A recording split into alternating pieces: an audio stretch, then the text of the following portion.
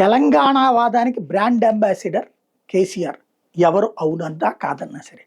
ఇప్పుడు అనర్గళమైనటువంటి ఉపన్యాసాలు ఇస్తున్నటువంటి రేవంత్ రెడ్డి ఆనాడు కేసీఆర్కి వ్యతిరేకంగా తీవ్రస్థాయిలో విరుచుకుపడ్డటువంటి వాడే. రాష్ట్ర విభజన విషయంలో అతని వాదన డిఫరెంట్ అప్పుడు. సరే, అదృష్టవశాత్తు 10 ఏళ్ల తర్వాత ముఖ్యమంత్రి పదవి దక్కింది. అది చంద్రబాబు గారి ఆశీస్సుల, రాహుల్ గాంధీ అభిప్రాయమా ఏదైనా పక్కన పెడితే జరిగింది. పదే పదే తెలంగాణ వాదాన్ని తెర మీదకి తీసుకొస్తున్నటువంటి వాళ్ళని ప్రోత్సహించినటువంటి ఏది కేసీఆర్ని తిట్టడానికి గతంలో తెలంగాణవాద జర్నలిస్టులు, తెలంగాణవాద డిజిటల్ మీడియా వాళ్ళని ప్రోత్సహించింది రేవంత్ రెడ్డి. ఇప్పుడు అధికారంలోకి వచ్చిన తర్వాత వాళ్ళని నిరాదరిస్తే వాళ్ళు ప్రతి అంశాన్ని తీసుకొచ్చి లింక్ పెట్టి కొడుతున్నారు. అందులో ఇక్కడ చంద్రబాబు గారిని కాంగ్రెస్లో ఉన్న ఏ నాయకుడు పొగడడు. చంద్రబాబు గారి మీద అపారమైనటువంటి ప్రేమని చూపెడుతున్నటువంటి రేవంత్ పట్ల అక్కడ ఆంధ్ర అన్న ముద్ర వేయాల్సిన అవసరం లేకుండా ఆయనే వేసుకుంటున్నారు. ప్రేమ ఉండాలి, తప్పులేదు.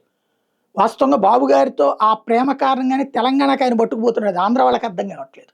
నీళ్లు అక్కడి నుంచి జాగ్రత్తగా పట్టుకుపోతున్నాడు, రాయలసీమ ప్రాజెక్టులు ఆపిచ్చేసుకున్నాడు. ఇవన్నీ అది ఇక్కడ ప్రేమ ఉండటం వల్లే జరుగుతుంది. బట్ అక్కడ ఉన్న తెలంగాణ వాదులకి బాబు గారి మనిషి అన్నటువంటి ఫీలింగ్ పెంచుకుంటున్నారు. ఇప్పుడు రావణ్ అరియాస్ జోసెఫ్ అరెస్టు, లేకపోతే కనుక అతను టీవీఆర్ అరెస్టు తెలంగాణలో జరిగితే తెలంగాణలోకి వచ్చి అరెస్టులు చేస్తే మీరేం చేస్తున్నారు అంటూ అక్కడున్న వీళ్ళు ప్రశ్నిస్తున్నారు.